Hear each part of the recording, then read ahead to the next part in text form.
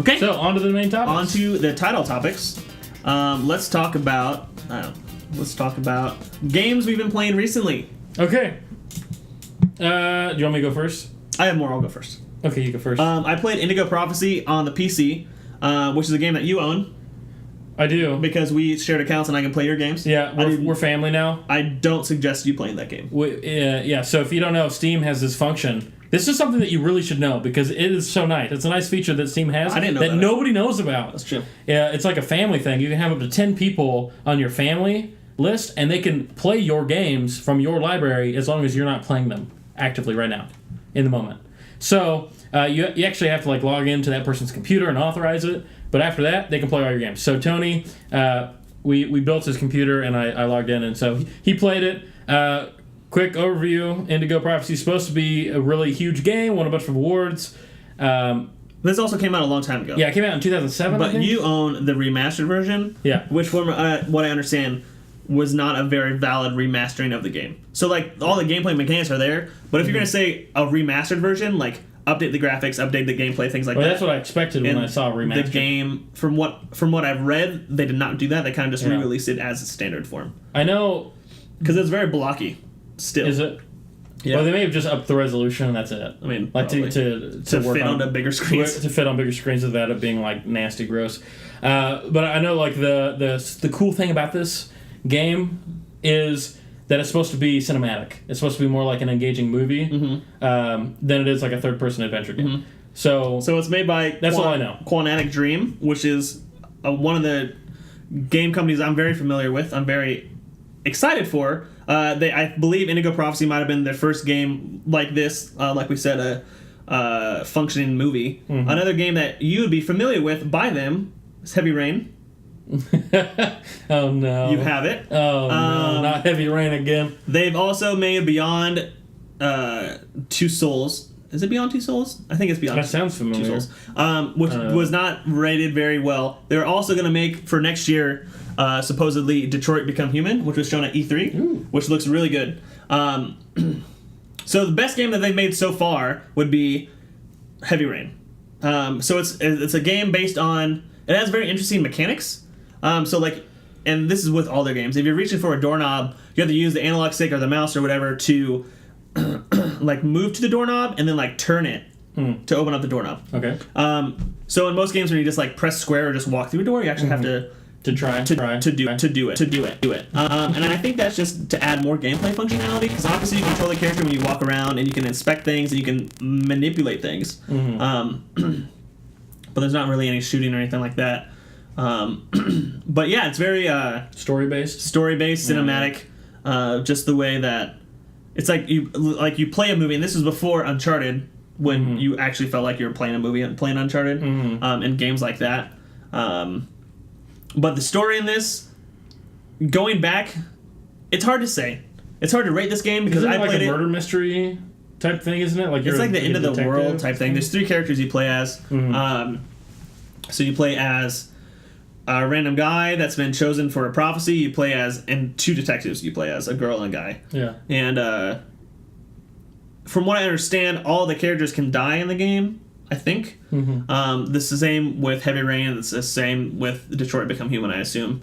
A more recent game would be Until Dawn. People might have played this for the PS4, which is another game where it's almost exactly the same. They're not made by the same people, but Until Dawn, if you're more familiar with that, every character can die, every character has choices. You make choices, there's different endings to the game, yada, yada, yada. To this game, I think there's only 3 different endings, which is kind of not like them. I think for Uncharted, there's 20 different endings, maybe 60. Or not Uncharted, Heavy Rain. For Beyond Two Souls, I don't know, I didn't play that one. And then Detroit Become Human, I assume, is expanding on that as well. Yeah, having tons of different endings. But I had high expectations for this game, and it did not meet those expectations. It was very clunky. So the way that you do combat, or just combat in general, was...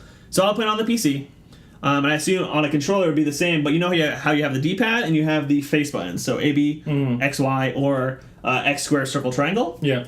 And obviously the D-pad.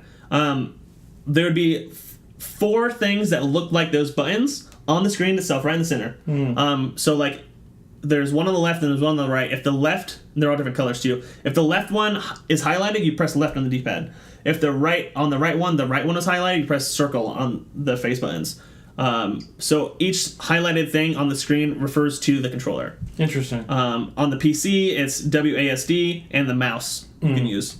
And it was really awkward, and I really didn't like it because that took up the whole screen and all the action happened behind it whenever you're doing fight scenes.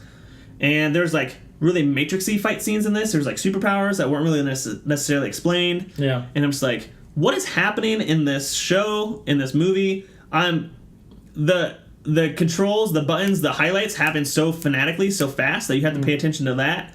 And in the back of your head, you're kind of paying attention to the fight scenes behind you. So I felt like I missed out on a lot of the fight scenes because I'm trying to focus so hard on not missing these cues of game inputs. Right, which is supposed to be seamless, and it's supposed to feel like you're in the movie, but that sounds like you're just really distracted by the mechanics. Yeah. So I beat it, and I'm glad I beat it. I'm glad I played it. Yeah, I mean, just because I know what people are talking about, but I would not go back to that.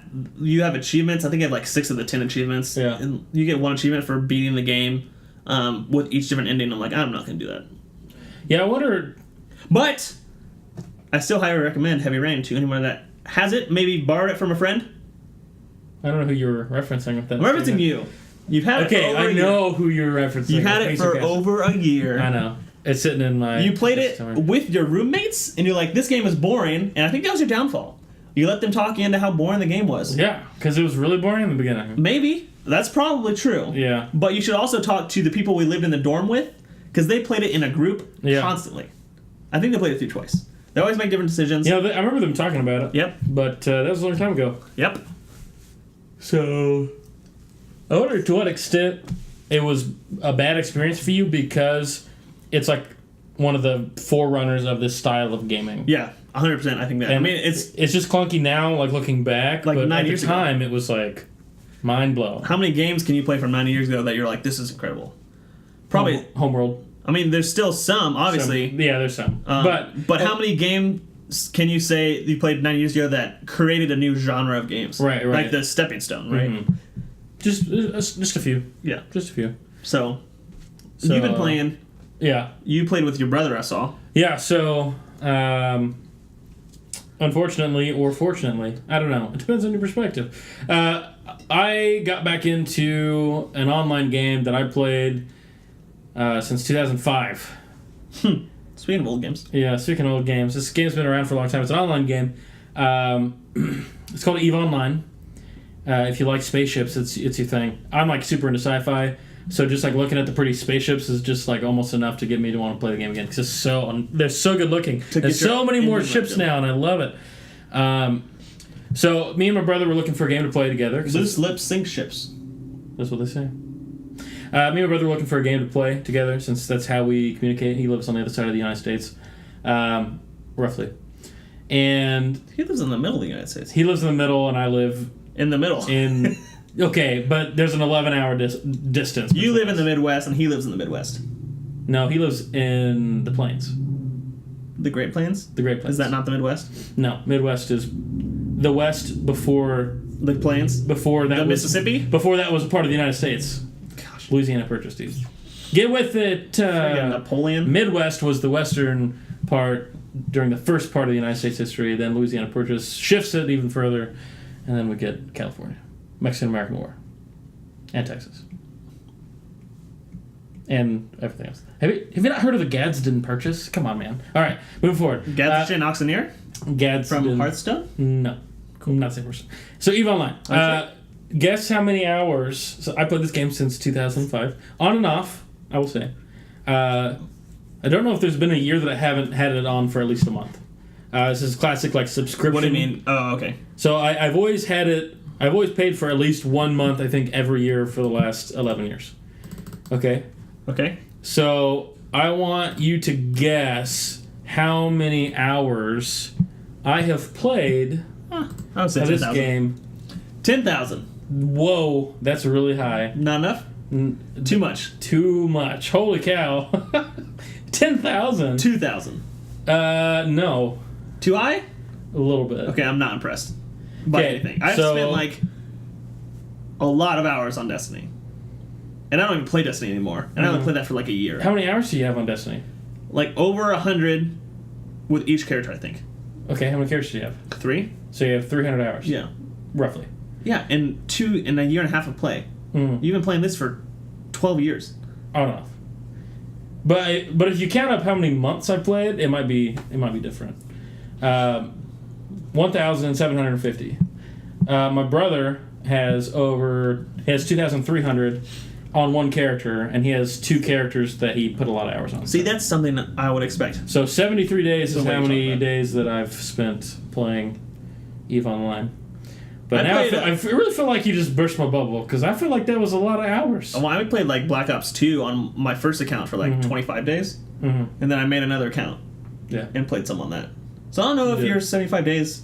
Is that impressive? Is that impressive? Okay, well... For 12 years? 11 years. 11 years? Yeah. On and off. I don't know. I feel like that's a lot. Sorry. That's the most I've ever had on any game. Sorry to burst you like that. I mean, I still feel like that is more hours than you have on any one game. Probably. So, suck it! Alright. I played Dragon Quest 8 for over 100 hours on one gameplay, and I played that game a lot. Anyway, EVE Online, it's a lot of fun. This game's going free to play soon. I heard that. A version of it. I'm not going to play it. Essentially, there's going to be like 2 different states. We explained it in one of our episodes, so I'm not going to go into the details of it. Which one? Who knows? I don't remember the title of it off the top of my head. I don't even know when we talked about that. It was in the news segment. It was in the news segment like a couple weeks ago. Just go back and listen to all of our episodes. Yeah, just listen to all of them to try and find it. That's really bad. We can look it up if that's we're very good. We're not going to look it up. You're going to look it up, and you're going to tell us. Yeah, tell us. So run and tell dat. What we're doing with it this time around, actually, our friend Argyle Arsonist, Richie. Argy Learson? Argyle Larson. Argy Learson. Argy Learson. As I always thought his name I know, that's what you literally thought his name was. He also reactivated his account with us, and we're going to do a type of thing you can do in the game called exploration. You can jump into wormholes and go across the other side and essentially find these ancient sites and like scan them and find loot in them. But also it's super risky and you could die really quickly, so lose a bunch of money. So it's really exciting. It's gonna be fun. I'm training some skills and doing it. It's fun, you know. I like the game. There's just something about EVE that makes me excited. Also, I haven't had a whole lot of time to game recently, so I probably put 3 hours on it in the last... 3 whole hours! Oh my gosh! That's so much time! In the last 2 weeks, 3 hours of gaming is how much free time I've had. Is that the reaction you wanted? I felt like that's the reaction you wanted from the first one. I did, except for that was completely sarcastic, so it wasn't real.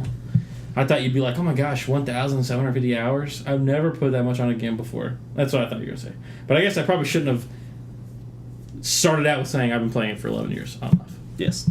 But I've known that. You do. You have known. Anyway. So that's EVE. I've been playing that a lot. Exploration. It's a lot of fun. Spaceships. Rise of the Tomb Raider came out on PS4. That's what you've been playing. I put up a video explaining what happens with that. Essentially... Xbox One and PC had that for a year before it came out on PlayStation 4. It's very similar to... I'm not done with it yet, but it's very similar to the first Tomb Raider on PS3 and 4. PS3, not the very first ones from like the 90s. Essentially, it's like a linear game, very similar to, again, Uncharted. But in between those linear segments, there's like an open world segment where you go and collect things, raid some tombs. Obviously, you hunt, you can do crafting, you can increase your skills like that. So that's like the previous Tomb Raider game. Yeah, so that's more of an RPG like that. Well, I even think that what do you mean by previous Tomb Raider? The Tomb Raider that came out on PS3. Yeah, I mean, it's exactly like that. Instead of, something I've noticed, instead of, like, on that Tomb Raider, it's like a tropical island. This one is in Siberia. Old Soviet country. Oh, nice. And what I find really interesting, and I haven't seen a lot of people talk about, is the change in sexuality for Lara Croft. On the first Tomb Raider for PS3, obviously on a tropical island, she's wearing a tank top all the time. Her shoulders are out. Her bosoms are out. You know, stuff like that. In Siberia, she's wearing a winter coat for the majority of the time. Long pants. Like, you see her face mostly and, like, her hair, but everything else is covered. So I feel like that's a step in a different direction for her sexuality. Lara Croft probably being one of the most sexualized characters in video game history. Video games, right? Yeah, so like I found that a very interesting take, and obviously that has to do with the location of the game itself. Right. It makes sense, but I think there's been a trend away from sexualizing her in the most recent editions of the game, because in the first ones, like PS1 Tomb Raider, absolutely ridiculous how they make the Tomb Raider look. That has to do a lot with the capabilities of the software at that point. I mean, to some extent, but there's a guy at work who his mom used to play the Tomb Raider games, which I think is super cool. Yeah. And he always refers to them as the pointy boob Tomb Raider games instead of him saying the original Tomb Raiders. Right. He always says the pointy boob Tomb Raiders. I'm like, this is not Kim Possible. I know it's I all just the girls in Kim Possible have over-sexualized. different boob types. I don't know if you remember that. I don't. From what? Kim Possible. I don't Kim's know. were very rounded, and the evil girl were very pointy. pointy. This is the weirdest conversation we've had on our podcast. And I feel like it's a cartoon. I also watched a video on YouTube about what is a polygons? No. About shapes and how that influences what you think about characters and what you think about scenes in movies. So rounded circles, so Mickey Mouse, Baloo from the Jungle Book, they're very round and they're very safe. You feel safe around them. They're lovable. But pointed triangle things make you feel uncomfortable. So like Satan is always like a pitchfork is pointed. His face is very slanted, very pointed. Oh yeah. So triangle things are very evil. Interesting. So I find that very interesting. If we're mentioning Kim Possible, because Kim Possible is very round, and all of the villains were very pointed. Yep. And I don't mean round as in voluptuous. I just mean her character is round, like Mickey Mouse is round. All right. Yeah, I got it. You're rubbing your head. I am. I'm tired. Like I'm making some broad statement, and I'm making some statements about broads. I understand that. That's what you did there. But yeah. Anyways, I think it's very interesting that they're desexualizing Lara Croft. I support it because obviously I think women are more than just sex symbols. I mean, she's incredible in this game. And I was really impressed in the last game, so I'm actually looking forward to playing this game. There's a really cool scene in the somewhat at the beginning of this game. I guess it's a mild spoiler, but she's in a prison and there's a guy begging for her to help him break out. Yeah, and he's like, "You're not gonna get anywhere without me." And she's like, "You have no idea how far I've gotten by myself." I'm like, "Get it, girl. That's right. That's what's up." I'm about it. So that was real cool. That's awesome. She does let him out though. Oh, well, she's nice. She is nice. So yeah, that's fun. Rise of Tomb Raider. Rise of Tomb Raider. Let's talk Star Wars. Okay, Star Wars. Two things. I know more about one than the other.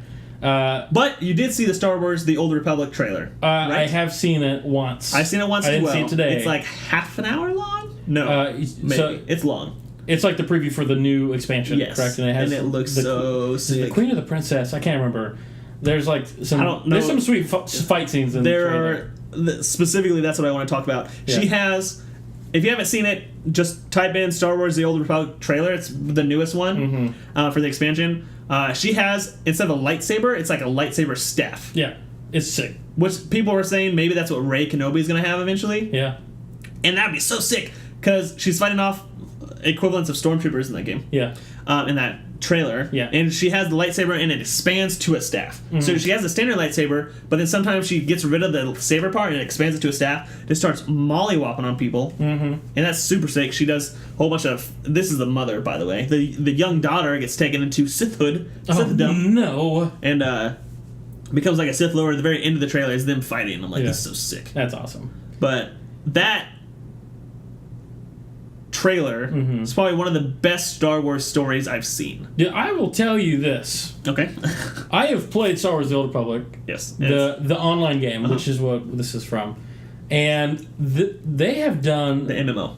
The MMO. They have done an impeccable job of making trailers. Every trailer I've seen for Star Wars The Old Republic has been amazing.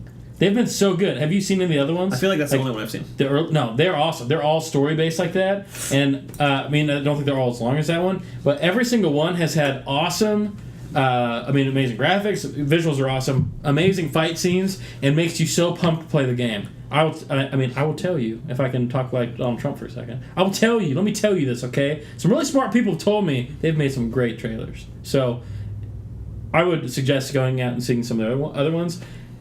And props to their department that does that because they're so good. They're on par with like the Overwatch shorts, right? Yes, Star Wars equivalent of an Overwatch short, which they're a little bit different because I feel like the Star Wars ones are way more about fighting and just making you feel like epic. Oh, maybe there's a lot of epic fighting in these things. All over the Overwatch shorts. I know, but I feel like some of the Overwatch shorts are just like really heartwarming or like really about the characters themselves and their essence. Just the Bastion one. Just the Bastion one.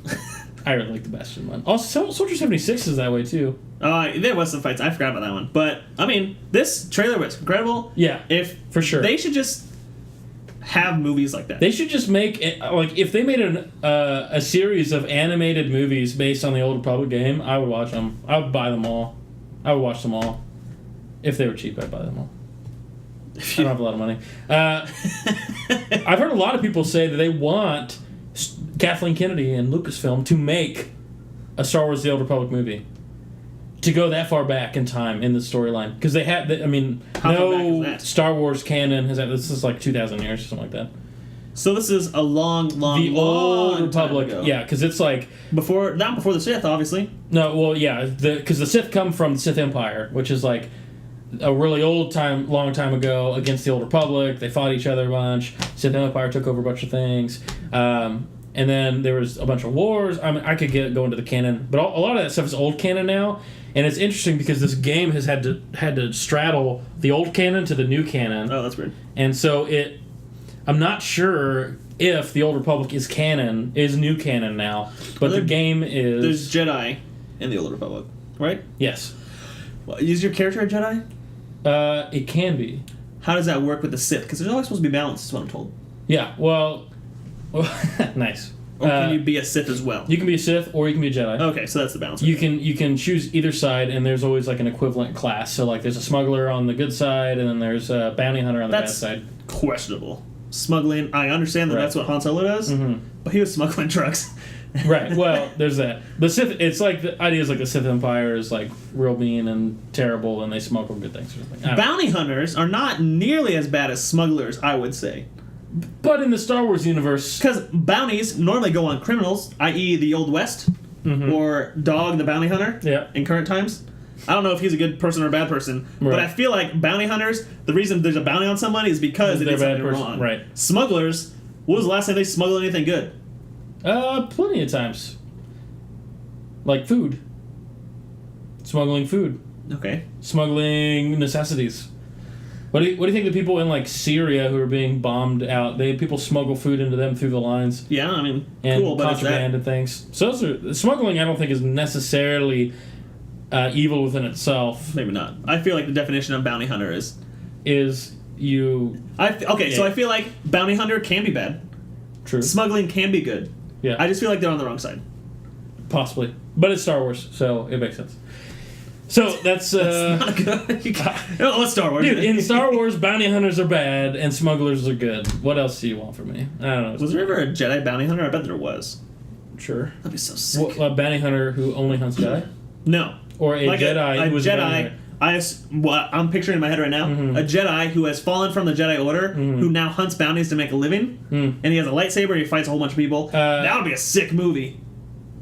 Cade Skywalker. That would be... Freaking Skywalker, seriously? Yeah, he's a Skywalker. Why can't... he's kind of a smuggler. He's just kind of like a lowlife. He's a smuggler sometimes, and then he also like does bounties too. And he's also addicted to death sticks. Secrets. So... he's an interesting character. He's now no longer canon, but I used to think everyone tied to the Skywalker family and Solo family would be super cool. Like, that's awesome. And now that I think about it more, and now that I listen to more things, people are like, there's a whole galaxy and universe of people. There's no way that only the Skywalkers can do all these things. Right, and that's realistic, and that's why I hope. Part of me hopes that Rey is not a Skywalker. She's a Kenobi, dude. Antilles. That Cracked put out a video, this is a while ago I think, of they made a case to make the prequels better, episodes 1, 2, and 3. Okay.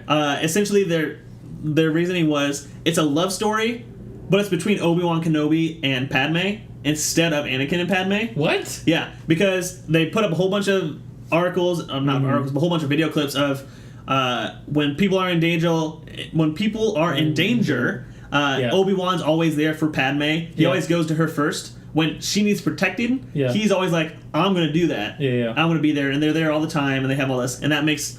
And they argue that it makes more sense that they would fall in love on, Tatooine at the very beginning, as opposed to her, liking this kid Anakin.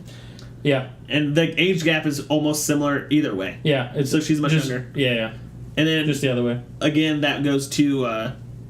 Luke Skywalker could still be... Darth Vader's son, Anakin's son, but they made an argument that maybe it's Obi-Wan's son. Yeah. And that the reason he looked over him on Tatooine is because it was his son. Right. And then...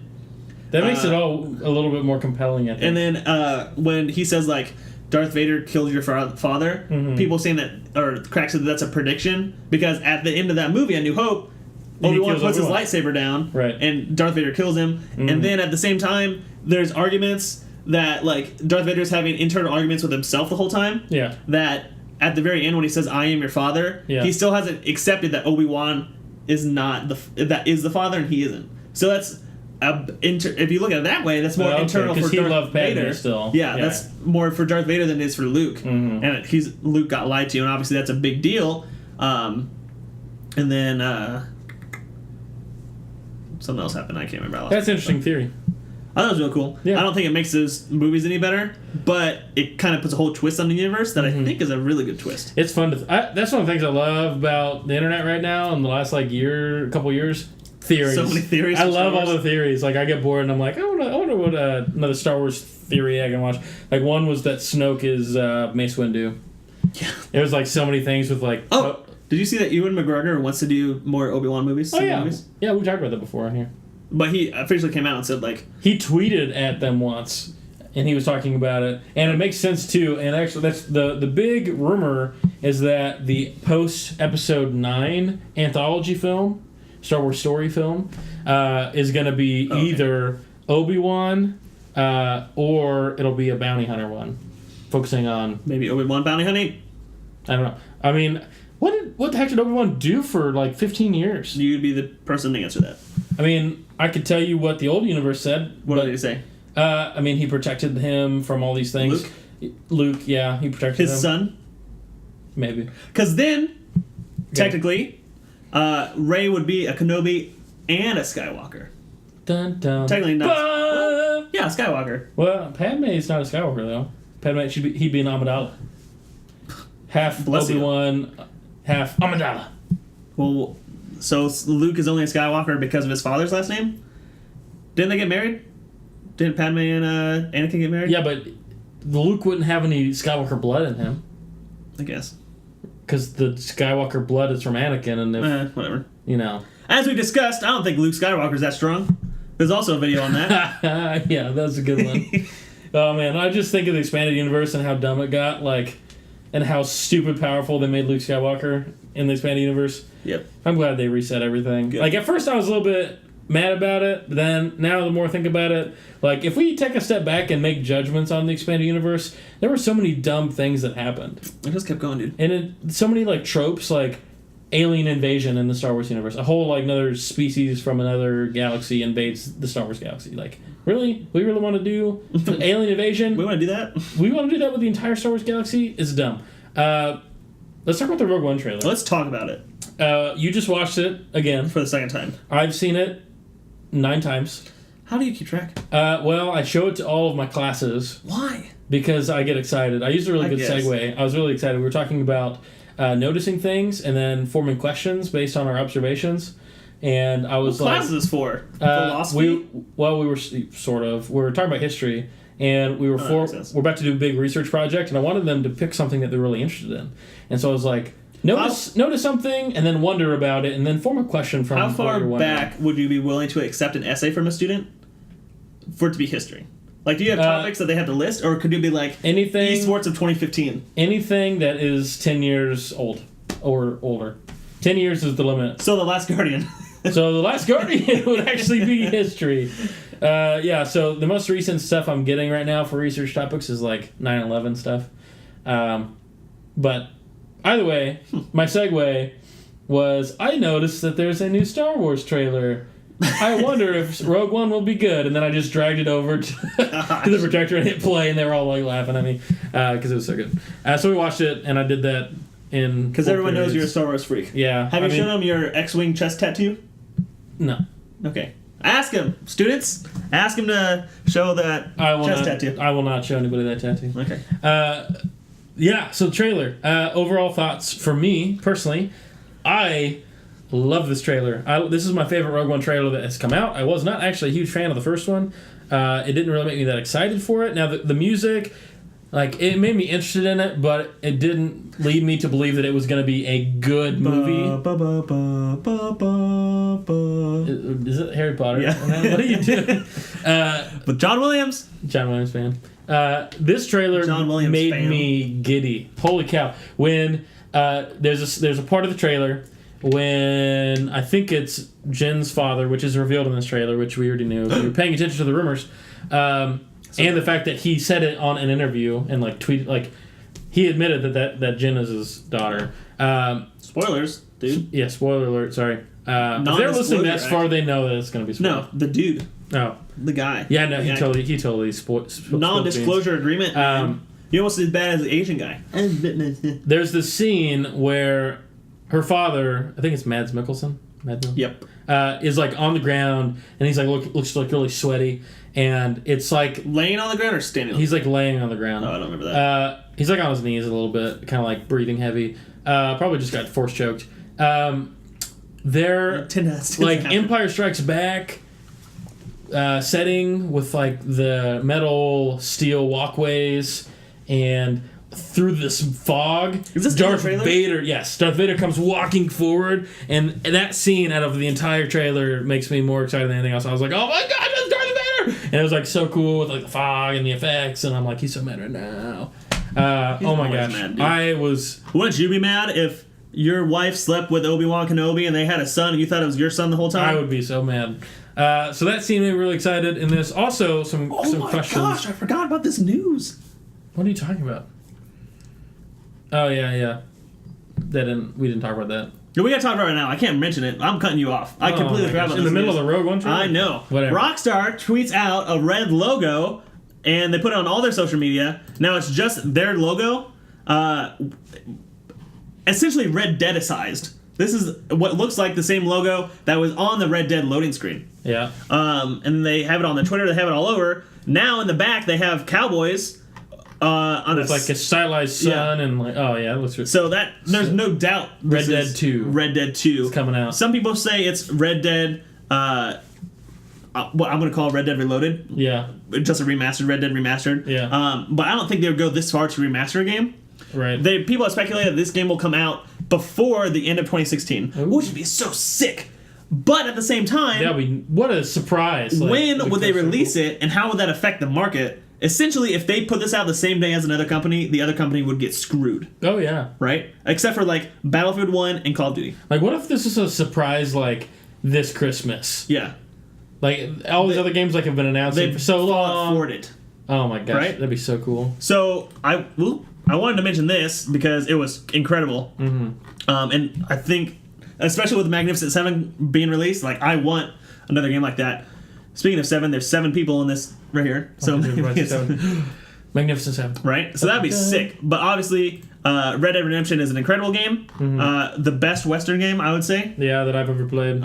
So hopefully they come on the second one. Hopefully it's 2016. That would have to add that to my list. Mm-hmm. I think the only games that would beat it in sales would be Call of Duty and Battlefield 1. Yeah. I think this would probably trounce Final Fantasy 15. And The Last Guardian. Obviously, The Last Guardian. Not coming out. We don't believe it's going to come out. Gears of War, I think, is already out. Yeah, it is. I haven't seen any numbers on it yet, though. But if they just like, hey, this is coming out in like 2 weeks, I'm like, oh, yes. Yes, please. At the same time, yes, please. Their marketing has been incredible for Grand Theft Auto 5. Mm-hmm. And I don't think that they would release this without a whole bunch of marketing information. Right. So I think today's Monday. I think tomorrow, Tuesday, is when a lot of people make announcements. Yeah. I think we'll get an announcement. We'll see. Anyways. Let's hope so. Back to Star Wars. So, Rogue One trailer, what do you think? I talked about this in the first one, in the first trailer, and I am sick of Star Wars at this point. Like, people are sick of superhero movies. Okay. when I watched this the first time, I kind of just rolled my eyes. I'm like, I don't really care. I'm still not that excited for it. I haven't seen anything that looks that exciting. I don't see anything groundbreaking. I know that it's in the Star Wars universe, and there's a whole bunch of Star Wars things literally in every scene. Yeah. But one thought I had when I first watched it was, it's cool that they're doing a Star Wars movie that doesn't have to do with Star Wars. Essentially what I mean by that is, and I talked about this before, Skywalkers and Han Solos, that's Star Wars, right? So they're making this movie without those. I know Darth Vader's there, whatever. Right. But this, I mean, it's cool, and it's essentially... There's no Jedi. It's just a Star Wars setting, and it's there. Yeah, I mean, from the earliest announcements of this movie, it was going to be a heist movie. It's going to be like a war movie. It looks more like a war movie. And it looks more like... Movie. Yeah, and I think it's going to be a combination of both. I think it's going to be like The Dirty Dozen. It looks like, I don't know, it looks like Vietnam. Dirty Dozen is a World War II movie that's a heist movie. So it's like, it's war, but it's also heist. And I think that's kind of the niche, if there's like a niche in there somewhere, like it's like a combination of those two things. I mean, I am excited about this, but I'm also just a huge Star Wars nerd, so I would be excited about this. I don't know. This is way out, but we might have a special guest on when we break down Star Wars Rogue One. Perhaps. This person has agreed to it. Yes. But it's also still a long way away. Yeah. So we'll see what happens, but it was... we will review this movie. This is going to happen. This trailer, neither one of these trailers have made me any more excited for this movie. I also have stopped watching Doctor Strange trailers because those aren't making me any more excited for the movie. I'm just more confused. Yeah. I'm going to go see that movie. I'm more excited to see that than Rogue One. And it's not to say that trailers don't get me excited. I saw the Iron Fist trailer and got excited. We'll see what happens. But I don't know what to think from this. I as I said before in the first trailer, I'm kind of sick of these rebellious teenage, early 20s girls in the movies, i.e. Hunger Games. Yeah. Even in the first trailer, she said, "I rebel." I'm like, yeah, I get it. All right, chill. We hammered that line pretty hard, I think. Like, get out of here. Like, come on. And I don't mind having a girl protagonist. That's cool. But we've had so many of them in the same style of movies. I would have rather had, like, I don't know, like a black girl. Or, like, because we have lots of... Like the new Iron Man? Yeah, like the new Iron Man. Or what's her superhero name? Because it's not Iron Man. I don't know. I can't remember. I know her name is Riri Williams. Yeah. I believe. That's pretty cool. It'd have been... Iron... Cool. I don't think it's Iron Lady, but I'm going to call her Iron Lady. Either way, I get that. I get that for sure. I'm excited, though, for this movie for just the reason of seeing how the Death Star plans got to where they do in Episode 4. And I, from what I heard, rumors, again, not confirmed, but the movie will end 15 minutes before Episode 4 begins. And so it'll just be interesting to see how they bridge the gap. I'm wondering how much this is going to feel like Star Wars. Yeah. Because I do think Star Wars has a distinct feel to it. Do you think they're going to open, I was thinking about this watching this trailer the second time, like they do with all Star Wars films, with the ship going over the screen or under the screen or whatever. You think they will, or you think they'll be like, I'm not going to do that because this isn't really part of that? I think it'll start with a ship in space. It always starts in a space scene because they always start with rolling credits. But are they going to... I actually haven't read any reports if they're actually going to start with rolling credits or not. See, I don't think they should.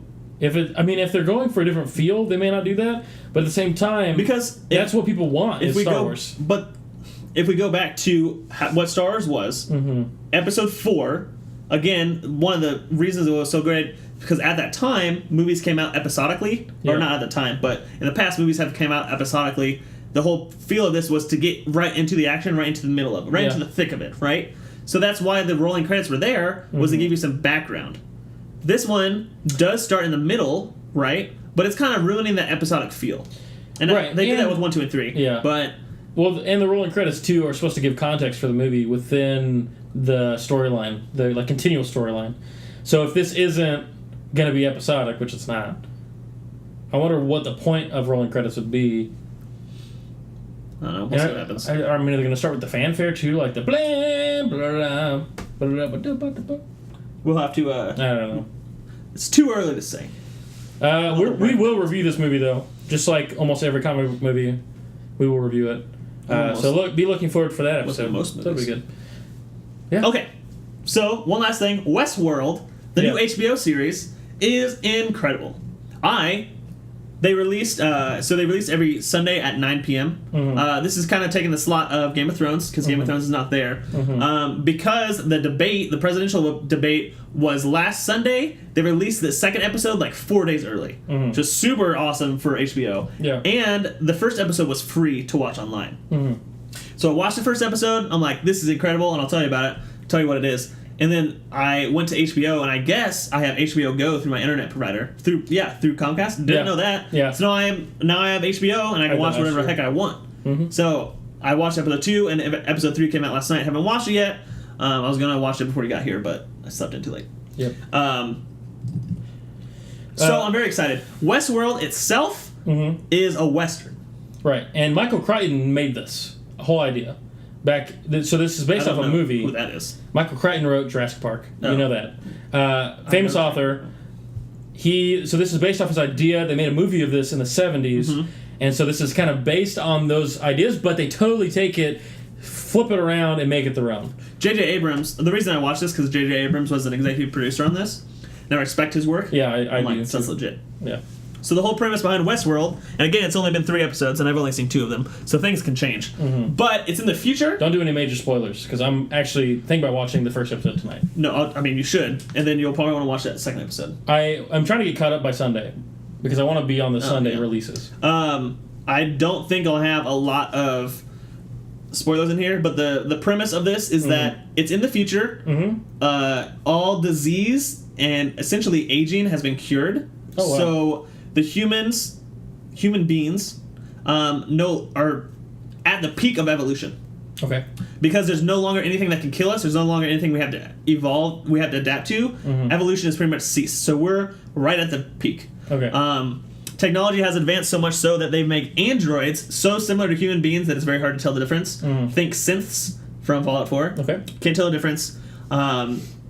So that's the setting of the universe. In the future, it's all futuristic. Westworld itself is a theme park, an amusement park.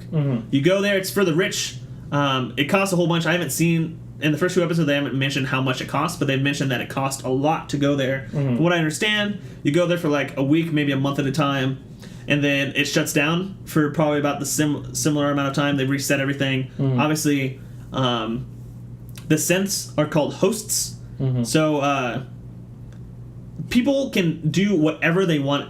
The humans can do whatever they want in this theme park. Yeah, literally anything they want. So if you want to rob a bank that's there because of the synths, you can do that. If you want to go to a brothel, you can do that. If you want to go kill a whole bunch of Indians that are hosts, you can do that, right? Yeah. And even at this, the main point of the second episode is essentially they're adding quote unquote DLC to the theme park. Oh, really? So they're adding new chapters, new characters, all this new stuff. Essentially, so there's the hosts, and the hosts are so lifelike. Again, like I mentioned, you can't tell the difference. Yeah. So you can kill the hosts, as I mentioned, and you're in the theme park with a whole bunch of other actual humans. So you dress up as a cowboy. You have the classic cowboy, the hat, the spurs, the gun. Yeah. The gun itself is some type of it's like a peacekeeper, right? You can kill the host with it whenever you want. You shoot them, their head blows off, as you would expect. But if you point it at a human and shoot, or if a host points it at a human and shoots, nothing happens. Okay. So they're not actual bullets. I assume it's just like a program. So very similar to like the old guns you'd have with the Nintendo, like duck hunt guns, right? But they look and feel realistic. So there's some more underlying things that are happening. Yeah. But essentially, so that's expressed very early on in the first episode, that you can do whatever you want. You can kill the hosts no matter what. The hosts can't kill you. They can't harm you at all. So they can't even punch you, from what I understand. It's completely safe. So they can't defend themselves. Yeah, this has been going on for 30 years. And I think in the first couple of years, someone got hurt. But ever since then, they've been going 25 years without injury. Yeah. Which is legit. And so, also, stellar cast. Anthony Hopkins is in this. Yes. And he's an award-winning actor. Anthony Hopkins is actually the creator behind the program that made the hosts. Which makes perfect sense for his character. People have said that there's mentions of this in the first 2 episodes, but I haven't heard it that there's... So this is Westworld, but there's also other worlds. So I would assume an Atlantis, futuristic type thing, stuff like that. A Disney World type thing. But because it's been going on for 30 years, every time, so like I said, it goes on for like a couple of weeks or a month, they reset, they have to refurbish all the androids, they put them back, they have this weird like gel paste that they make the androids out of, and I assume to make them feel and speak real. Obviously there's only so much that they can do, but one of the main premises behind the first or second episode was that the creator uploaded a new program to them to give them more human-like features. Okay. So, like, more like ticks. So, like, if you're nervous, like, you touch your fingers real quick. Like, some of them would do that. Some of them would, like, brush their hair out of their head, stuff like that. Brush their hair out of their face, I guess. Yeah. But because it's been going on for 30 years, they sometimes use the same hosts for different things in the Westworld. Like... In different resets? In different resets, yes. Yeah. So if one person's a bank teller, maybe in the next they will be a bartender, a bandit, an Indian, a Native American, things like that. And the whole premise behind the show is that there's a virus that came with a new update, and these hosts are now remembering their past lives and the past things that have happened to them, and that's affecting them in some way. It's very interesting. It's HBO. So you can expect to see violence, you can expect to see nudity, you can expect to see cursing, things like that. Yeah, it's nothing's held back. Nothing's held back. But it's one of... Essentially, it feels like a Bethesda game. When I'm watching it, I'm like, I feel like I'm in a Bethesda game. I'm not in it, but I feel like I'm watching a Bethesda game. Like, you go in, do whatever literally you want. Yeah. It gets reset, you can do whatever you want. And then they're even adding chapters and characters and things like that. I mean, that's like the premise of a video game. Yes. Is you have freedom in this thing that isn't real. Go have fun. Yeah. Do whatever you want. And that's like every open-ended game. There's also a character, a guy in black, that's kind of off doing his own thing. I don't necessarily know what his motivation is right now.